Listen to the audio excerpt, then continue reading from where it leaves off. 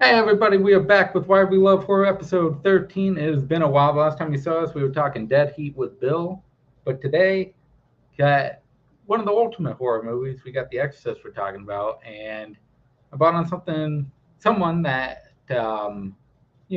may have a little chills with this movie that might make it an more interesting conversation. Before we get to that, buy our shit. We got new shit always coming every couple of weeks. Some people actually buy it. We literally have a shirt called "Buy Your Shit." So, and Jeremy bought that stuff. Fucking great shit. I love that dude for that. Let's just bring it on and get this started. We got Melissa. Hello. How are you? Doing well. Thanks for having me. Excited to be Yeah, here. I've been wanting to get you for a while. I just hadn't reached out for a while because I took a little break with the show. But I think you have picked the right opportunity to come back for this. This is a great start to it. Let's start off. How were you introduced to horror films? I pretty much have loved horror my whole life. I don't really remember the distinct moment. Uh, I was just always into like spooky shit, like as a young child. And then growing up in the 90s, there's a lot of like creepy, like 90s kid shows and movies. And I always like gravitated to those. So I don't really know that like first moment. But I just was always drawn to it. I like that. Yeah, I'm basically the same. I grew up in the '90s, and I was always surrounded by horror shit movies, and then especially Halloween was always my favorite holiday. So it's always cool to have that day. What are some of your favorite horror moments or scenes in movies? Honestly, a lot from this film, so I'll kind of back off that for right now.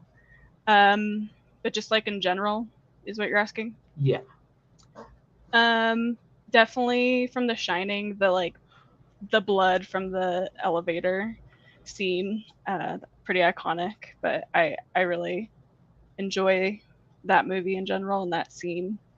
Um, Something more recent is Midsummer, like at the end of the film when Danny's like smiling, and just kind of like that finale. I really enjoy that scene. Um, this was another movie that I almost chose, Possession, from 1981. oh This yes. the subway scene with Isabella Johnny just going fucking crazy. um, yeah, those are a few, but I mean, I there's so many great horror scenes. Like that's a tough question. You've actually been the first person in this community to bring up Possession to me. I talked about it on the Top 100 show, and I brought up the subway scene, and Cody looked like he was gonna flip everything over. He was so fucking irritated by me bringing up that scene. But that is such an amazing movie. That is such an amazing pick. The Shining Elevators, I absolutely love. It's iconic for a reason. And Midsummer, I love Midsummer. I love the ending.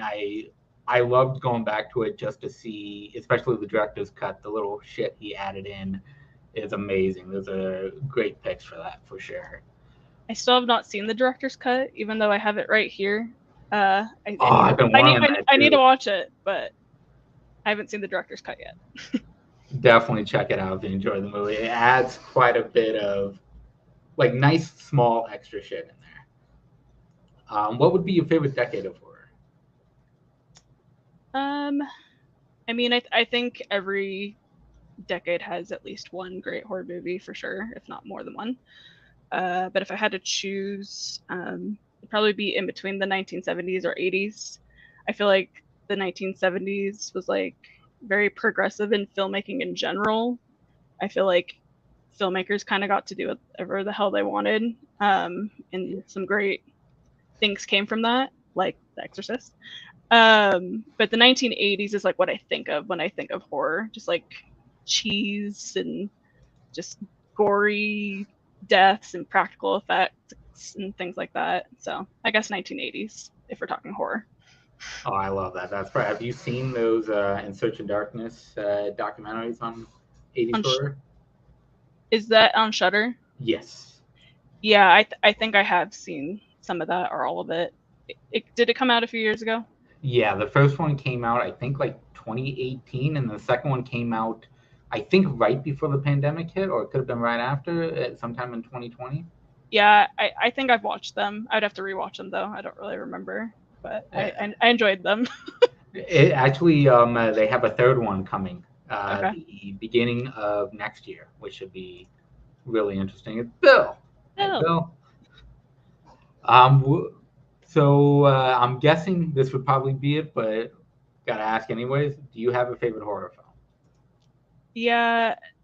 I mean, it's a very tough question. I also just really struggle with like, what's your favorite movie in general? I just think it's like an impossible answer really for me. But it's in between The Exorcist and The Shining. Those were kind of the two I was going back and forth to choose for this episode. But um, yeah, it's in between those. So sorry, it's not really a full Oh no, answer. no, that's perfect. Both are fantastic choices for sure. They're both iconic.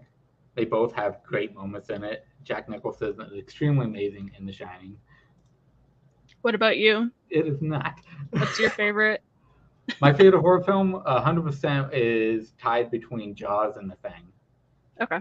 The iconic shark has always been there with me. Spielberg, fucking behind me, of course, and then Kurt Russell and The Thing is always, that's always been with me. It'll always be with me. Pretty standard choices, but I keep always going back to them for a reason. They're great. So great choices. So you did pick The Exorcist. So do you remember the first time that you saw The Exorcist? Oh yes. So I think that's kind of why I chose it, honestly, because of this story. So do you remember VH1 I Love the 70s? Yes. So that's where like I got introduced by it. I was like, what the hell is this? And I was 12 years old when I watched that. And so I kind of like was seeking out that movie, and it happened to be on AMC like a few months later. So I watched it on TV when I was 12 years old. And obviously, and in the movie, Reagan is 12 years old. I also went to Catholic school from second grade to eighth grade. So this movie fucked Oh. me up. I was convinced that I was gonna be like possessed by the devil. I had so many nightmares about this movie. This movie still actually scares me. And I obviously like horrors, one of my favorite genres, or is my favorite genre, and um so I'm kind of desensitized to a lot of like things. But Yeah. this movie still scares me like 1,000%. It makes sense with you being in Catholic school, you being 12 years old as well. I think that fuck anybody up because it's basically the same exact kind of situation that you could be with the same as Linda Blair. That is awesome. I like that. And I was so scared because it was on TV. I would flip to like the Disney Channel in between the commercials and be like, "Oh, I can get through this," and I did. And I was like, but I loved it at the same time. It was like this weird feeling of like I'm terrified, but fucking love this. So were like the commercial breaks, was that like an actual good break for you through watching it? So where you had Yeah, like moments of levity before getting back into the yeah, insane shit? I think so. Because I mean, I think something about this movie that's super effective is there is no humor. No. And a lot of horror movies have moments of humor to kind of break that up, or there's obviously like the genre of like horror comedies, which I tend to like those, but like this movie has zero humor. And so yeah, I think as a 12-year-old trying to watch this for the first time, um like flipping to the Disney Channel was definitely helpful. You are 100% correct. The moment it starts with Captain How her mentioning Captain Howdy, it just goes from there, and it just never fucking stops. And there's no more getting to know the family or anything. It's just nonstop. Let's just fucking break you as much as possible. So I haven't seen Repossessed. I'm aware of it, but I have not seen it. I'll have to try to find it somewhere. And what would be your favorite scene if you have?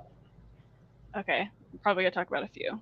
So it's okay.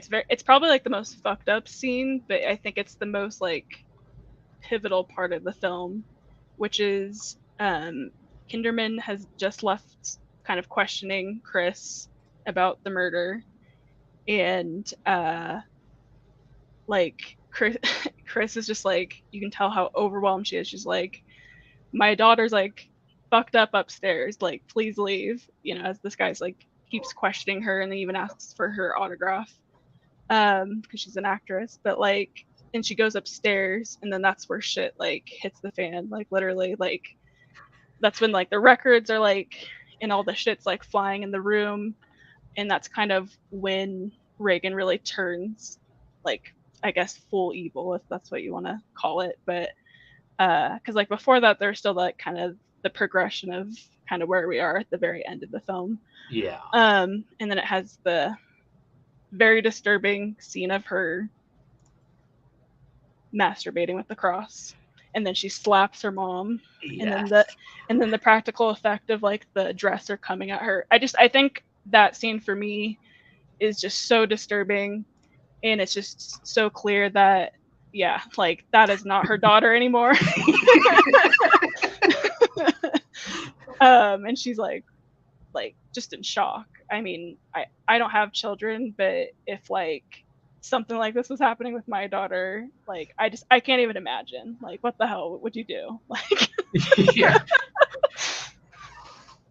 She definitely gets out of control, especially with that slap of her, and it's just bonkers how much she does with that cross and her telling her to start, like she starts screaming out, lick yeah, me, and then just the blood on her face afterwards, and then looking at that face, that 100%, yeah, her daughter's not there anymore. no. And I think that's also a great thing is a progression from like the makeup effects of showing her regular self to that. Yeah, I mean, the makeup in this movie is incredible, from obviously all the stuff with Reagan, but also with Father Marin, how like old they were able to make him look, Oh yeah.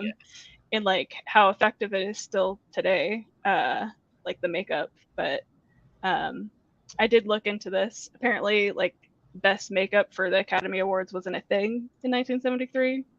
Otherwise, I think definitely would have been this film, in my opinion, for that year. Because I mean, the makeup's just crazy good. Oh yeah, 100%. I agree. It definitely, if the makeup effects were the category, this 100% would have fucking won just on her look alone. But even regarding him, like aging him up like they did is fucking crazy. Yeah.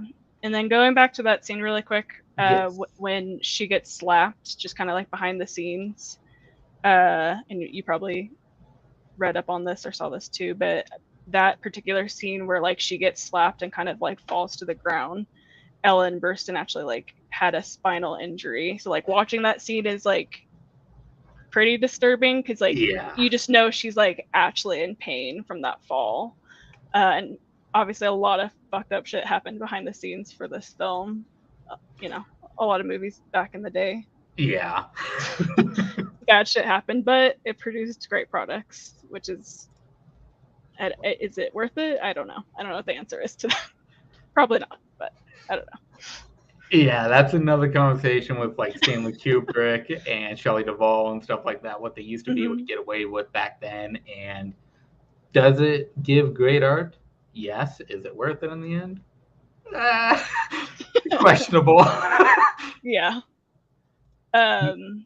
Another scene that I really like is, or this is a scene I guess that really definitely still scares me to this day, is when I think she's like the babysitter. I don't really know who she is. It's like her assistant, I think. I don't Yeah. know.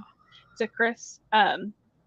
When she's like, I don't want her to see this, and she shows Father Karras Reagan's body, and it has like the help me in the stomach. Oh yeah, when they start itching it in. Oh my gosh. Yeah, that. It's it's horrible.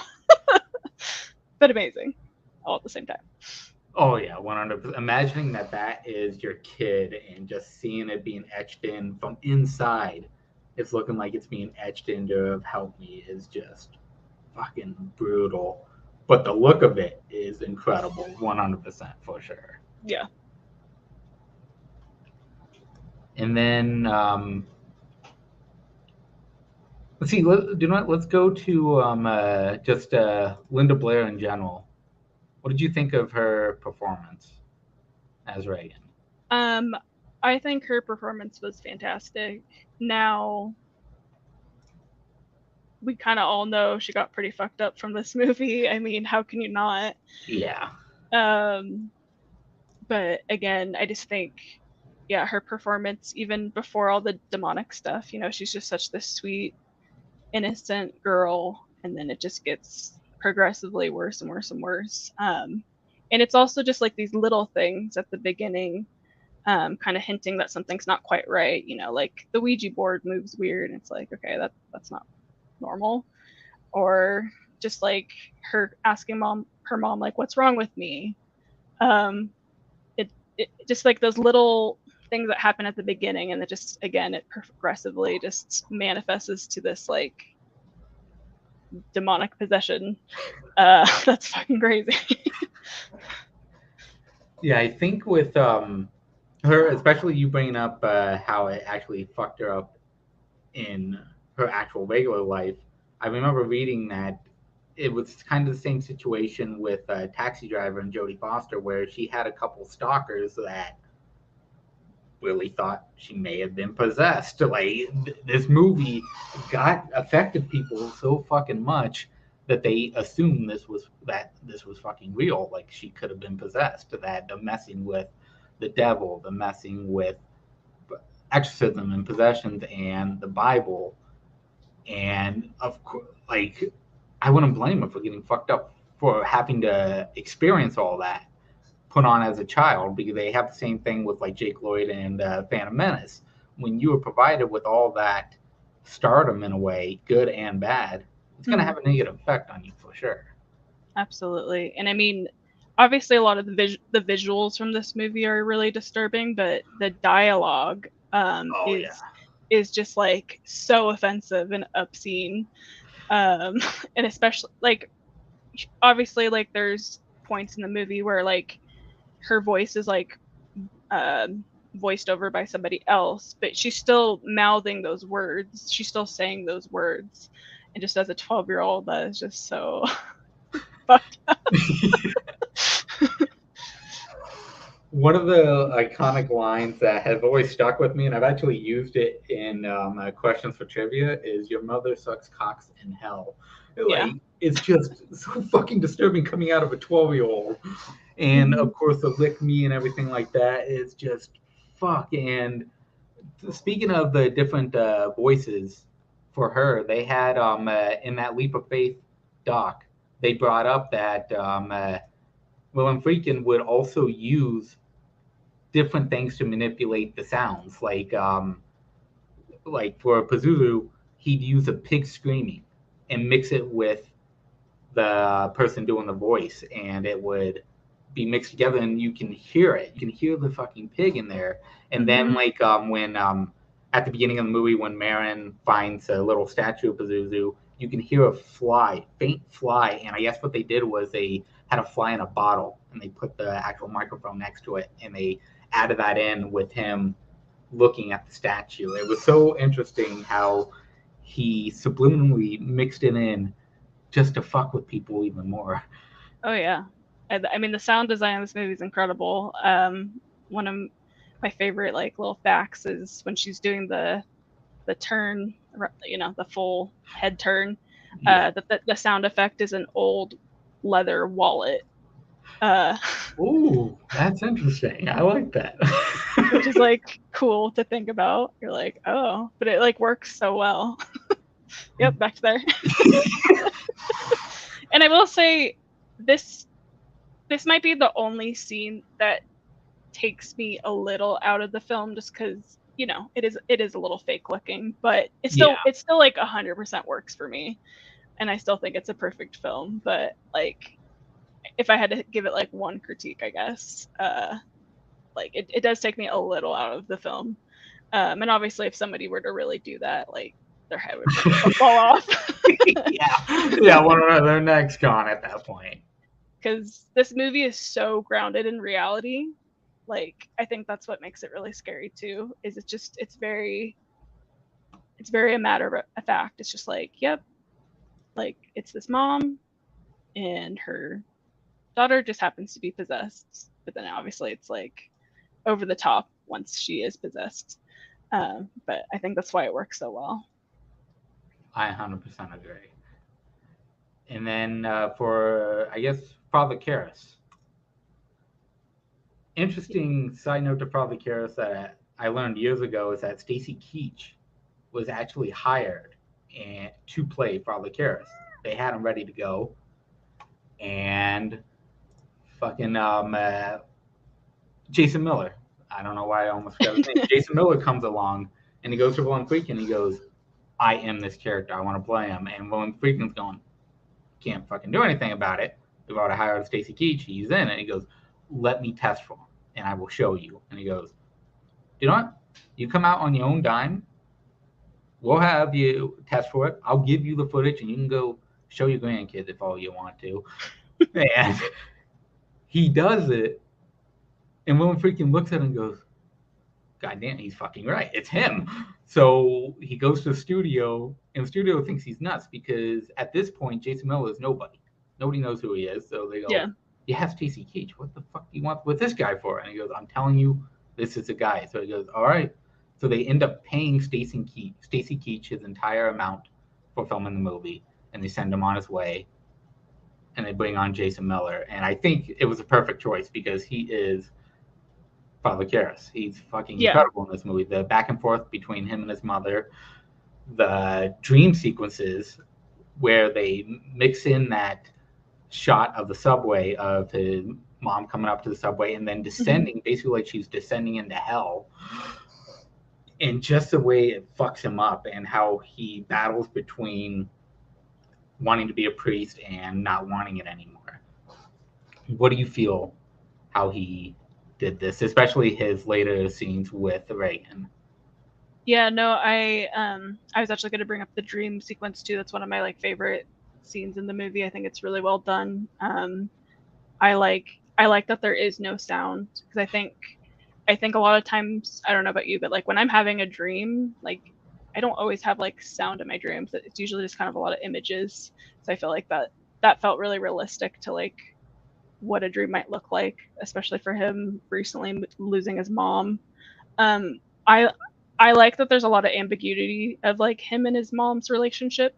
You know, like was she abusive? Was he abusive to her? Like I don't know. There's just like a lot of like unknowns to their relationship.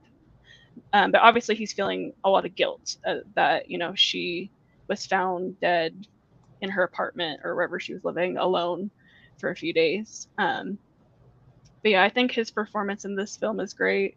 I like how I think at first when he meets Reagan, he's trying to kind of be tough and kind of like he thinks he can kind of handle it, but then as it goes on, you can just see how scared shitless he is of her and kind of like how to deal with the situation as well. Like it's obviously a situation that like most people aren't gonna experience.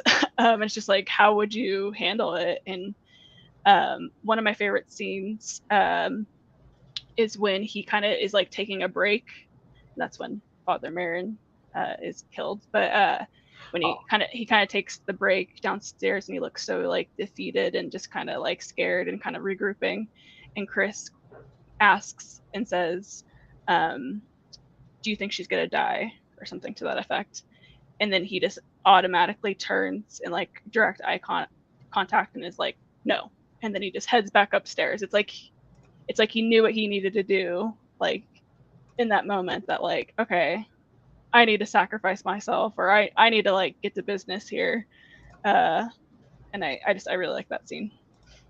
I think that actually, you know, that confirms to me that he turns into a fucking badass at the end, at this moment where you know that for like Father Marin, he would never do what he does in this situation. He would never let Pazuzu in.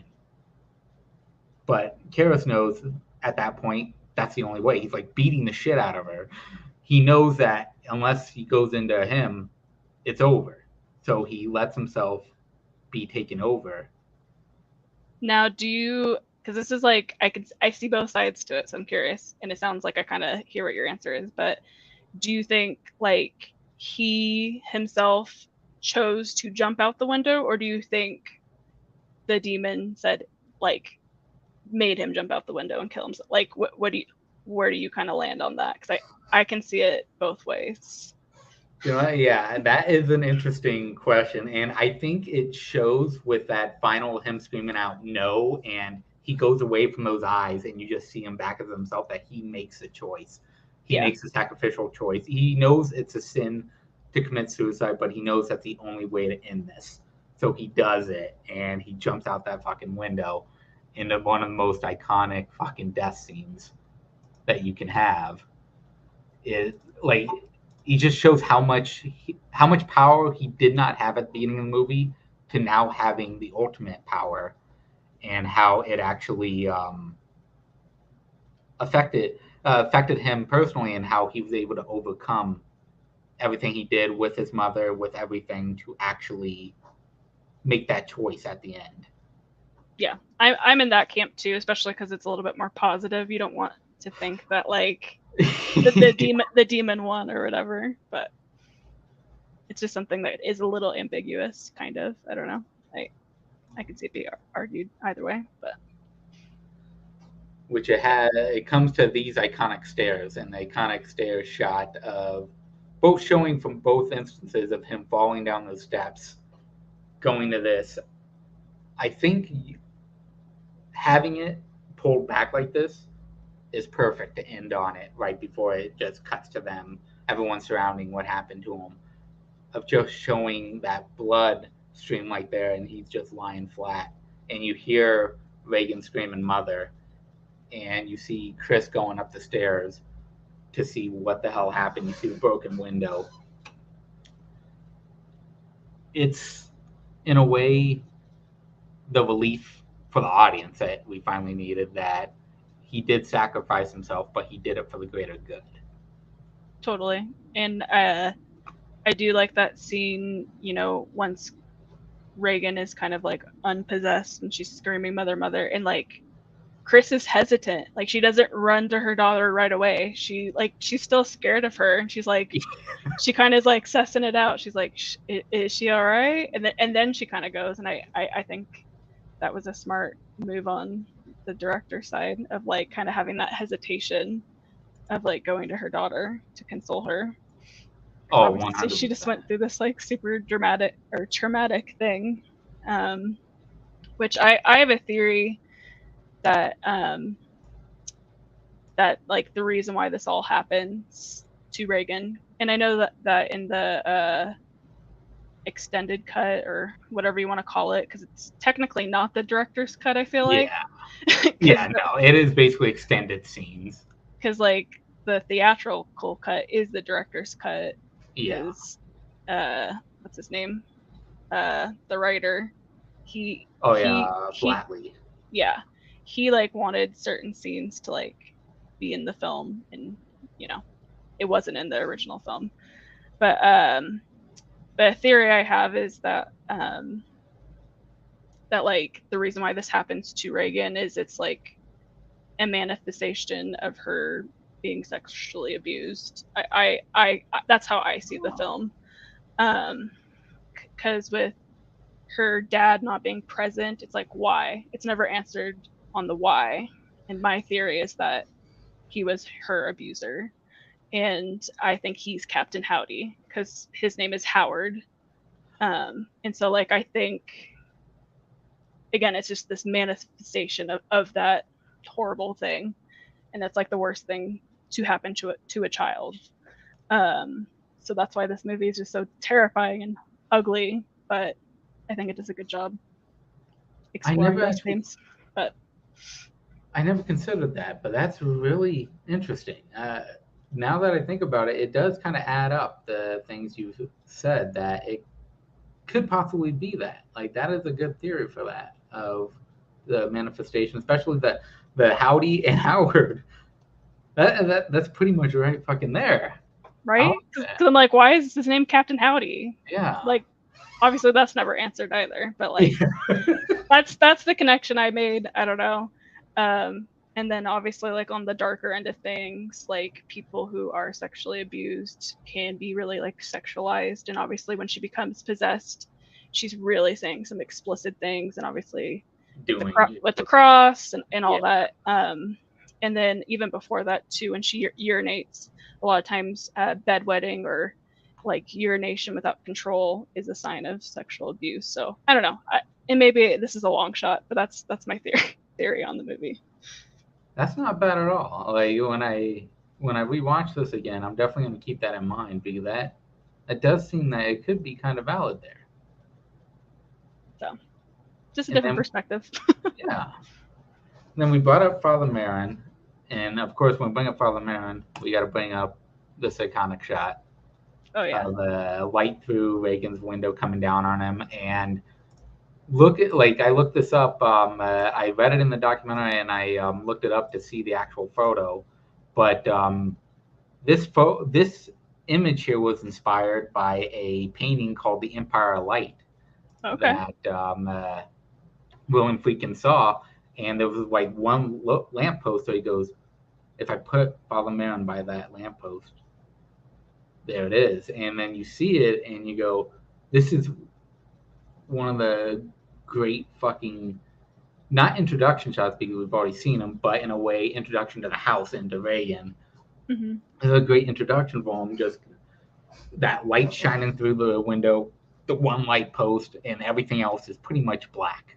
Mm-hmm. You can see shadows, that's about it, and it's just there. And of course, it hit on the poster. It's been everywhere. They've made fun of it in like Scary Movie 2. Yes. Yeah. Yeah, there's so many parodies of this film, which I think that shows that it's a great film. I think the great films tend to be parodied. I don't know. In my opinion. Yeah, 100%. But yeah, no, that shot is incredible, and I love that when Chris and him are at the door, he still kind of has like, it's very dark on his face. Yes. Like you can't really. I mean, we know who he is, I think, at this point, but like it's still kind of ambiguous, which I like. I like that shot too. And I think it because I know William Bradley, he didn't want to.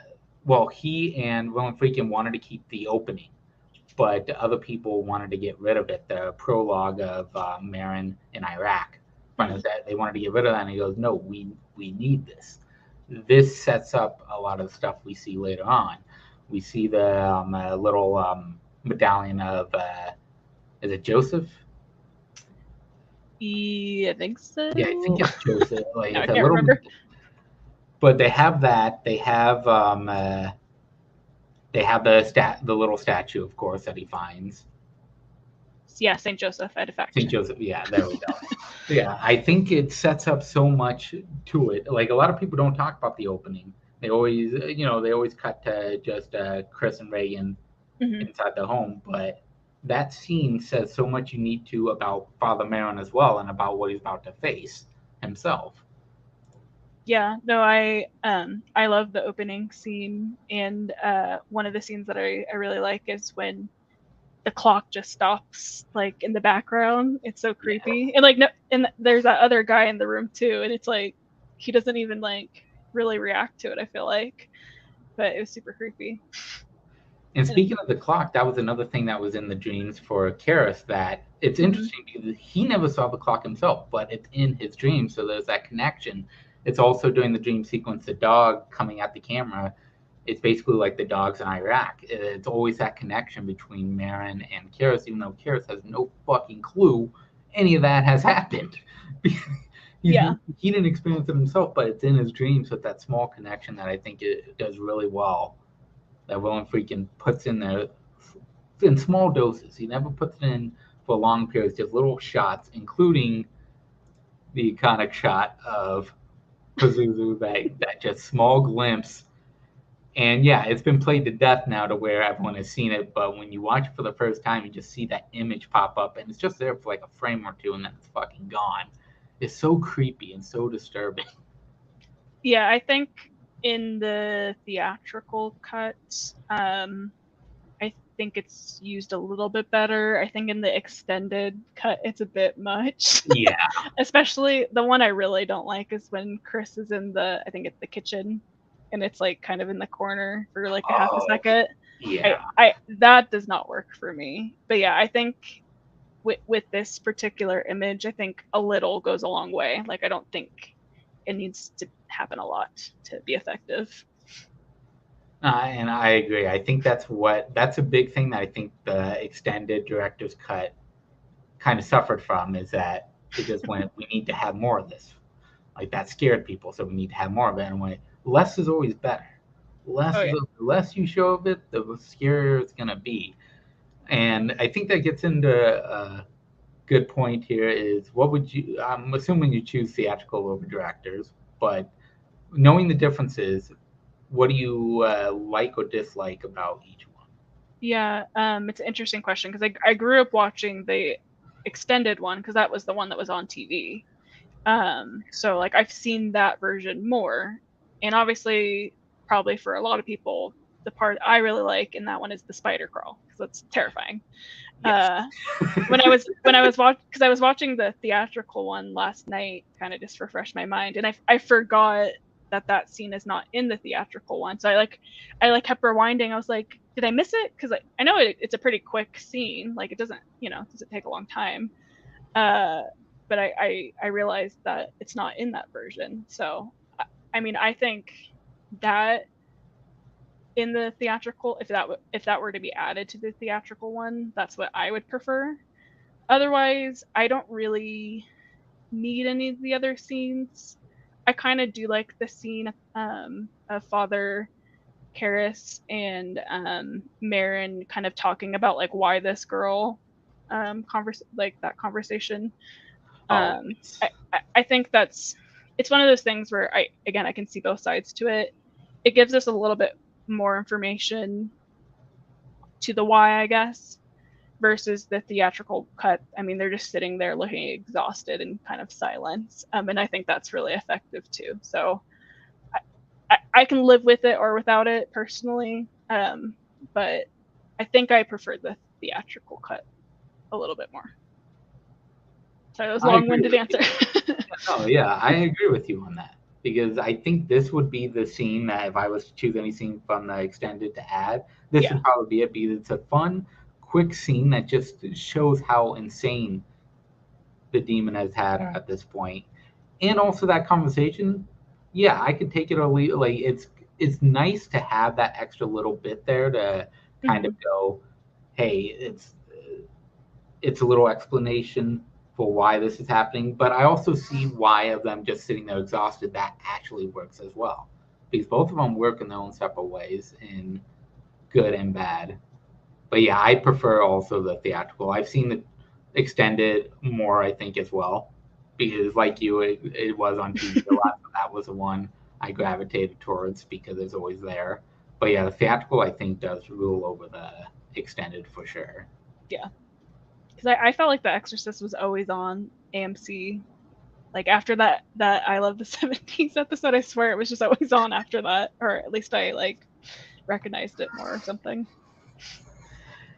And then for the audience reactions when it opened in '73, like you've talked about your reactions to it, which makes sense. With that, there were things of them throwing up, of them leaving the theater, of them passing out, and then of course the whole thing of what we talked about, people thinking it's real, like the movie's actually real and affecting some Mm-hmm. of the actors.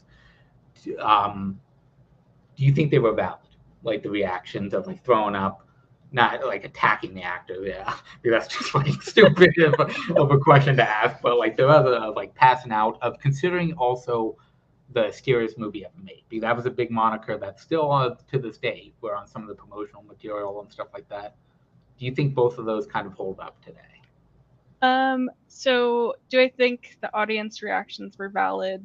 I don't know. People are gonna do what they want to do, I guess. But at the same time, I can't think of a film really that somebody or like that had a reaction to this. I mean, maybe Jaws because like people didn't want to go in the water after that. Yeah. And then maybe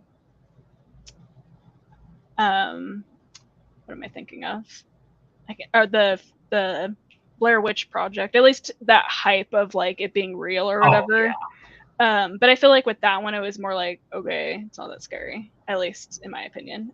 Versus like Jaws and like The Exorcist, I still think are really still scary today. But I don't know. I think people are dramatic for sure, but at the same time, it's a fucked up movie. Like, and I can't think of a film that like is similar in the sense of like some of the imagery and like the dialogue. Like it really pushes it for sure. Yeah, I think the dialogue especially is something that still very much holds up and is very effective to not only do well for the characters, but for the audience to fuck them up royally with not only the creepy shit that goes on, but also the philosophical questions, including the biggest one, which is the mental health debate versus the exorcism debate, where they go back and they have her in the hospital, they're running tests on her, and they don't have that belief that she is possessed, of course, because there's got to be a scientific reason why this is happening, and then how that directly affects later on in the movie when you find out, yeah, she is fucking possessed and all hell is breaking loose. And I will say, rewatching this movie, I forgot really how. I think the hospital scenes are terrifying, especially when they put that thing in her like carotid artery and all that Oh yeah. blood's like squirting out. I was squirming and I had to like look away a few times. I was like, ugh. I like forgot how graphic it was, but yeah, it's one of those things where society wants to solve problems with science, which usually I think you can, but with this movie, it definitely pushes that question like that. I don't think you can. She seems pretty possessed. And as we're wrapping things up here, is there anything that we haven't really gone over or like approached that maybe you wanted to bring up? I mean, I think we hit on everything, but I would say just the practical effects in this movie, I can't like enough like say how great they are, and that's something I do miss from modern movies. Some do it here and there, but it's just so effective when it's like the bed is actually moving and the stuff is Yes. actually flying around in the room. Um, you know, Even just a few years later, Poltergeist, that scene where like the clown and everything's like moving around, it's like CGI or whatever, and it's not as effective. It's kind of fake looking. um, so I'm all for practical effects, and I'll always love films that have practical effects more so than other effects. I 1000% agree that practical effects rule over all. Like, it's good when they can do a mixture of them, like we saw with like Jurassic Park doing a mixture of practical and visual and actually working. But Yeah. I do believe there has to be some practical in there to really give it that oomph, and that's why I really love 80s horrors and 70s and 80s were Mhm. filled with all Mhm. practical effects. That's what they did great. They were, that's when like Rick Baker and all the rest, Tom Savini came up, Yeah. and just have fucking fun. Do what you want. Just make it crazy, make it insane. And like this, of her floating in the air, like is just so great. Like you said, the effects 100% hold up in this movie, with the exception of the turning of the head, which does kind of look a little cheesy, but I still think it does give the right effect at the end of the day. Yeah. Agreed. Now, a question I like to ask, which is always on the ridiculous side, but it's a little levity for this, is Ash Williams, as you know. How would he fare against Pazuzu, Captain Howdy? Um, I honestly think Ash would win against Pazuzu because I feel like if you really think about it, this possessed girl is just she's just laying in this bed. Like she's not, you know, going in the streets and like killing people left and right. Like she's just laying in this bed, you know, and people who have visited her might die. Depends. But like I think Ash would have the upper hand in defeating him. I actually agree with that. I do think that Pazuzu would throw his ass around a couple times, probably into all the furniture, break all the windows, furniture, and then he would finally get the upper hand like he does, Yeah. and either shotgun or fucking use a goddamn chainsaw on her, which again would be kind of disturbing because it's a child, but Ash has got to do what he's got to do to survive. Yeah, it would be interesting to see like if in this movie like people attacked her more. I know at the end like her and Father Karras kind of like he slaps her and kind of they have like an altercation, but that's really the only time that I feel like somebody's like fighting back at her. Like otherwise everyone's kind of just like freaked out. So yeah, it'd be interesting if somebody just took a chainsaw. Like what would happen? Like would Pazuzu still be alive? I don't know. I don't hard to say. That's an interesting book because it is true. Like they don't like we get it. It's a child that you can't have characters like beating the shit out of her throughout the entire movie. But it is also interesting that no one actually can't like does anything because either they're afraid or they don't want to hurt her in Yeah. general. But Mm-hmm. it is funny that at the end he is like choking her and just slapping her around. Like at that point he's just at that end point where fuck it, I Yeah. gotta end this chick. Like, something's gotta end here. Yeah. Exactly. Now, what would you pick to double feature this movie if you had a choice? I'm in between two. Okay. I would either do The Shining and just be like, oh, look at the cycles of abuse films, or another familial kind of movie, Hereditary. Ooh, okay. I think those Oh, would be fun. yeah, both of them have the same tones as Yeah. Exorcist does for the most part. Like they're very dark, they're very like straightforward. Really, no comedic moments throughout. Like there's debate on Hereditary, like the moment it turns into like the slasher at the end, and she like starts chasing him around the fucking house. That's kind of funny. It does kind of crack me up a little bit that it turns into that, like the naked old people. But they both have the same tones of complete darkness. Like Yeah. there's for the most part no levity, no jokes, no Mm-hmm. nothing. Kind of the same, somewhat color schemes, just kind of that a lot of grays and kind of dark overall. Um, except it being The Shining has a lot of red on certain points. But so does this movie. I went a little bit a different approach. I chose Exorcism of Emily Rose to go coincide with that debate. Like they show in a little bit in the Exorcist of mental health to the actual exorcism part to actually having it in Exorcism of Emily Rose, where they are debating in a court: was she mentally unstable? Do we really believe that she was possessed? And I think it has a good back and forth between the two of going straight horror, straight that to now a courtroom where now it's an actual lawyer and a judge deciding on this young girl's fate of what happened to her.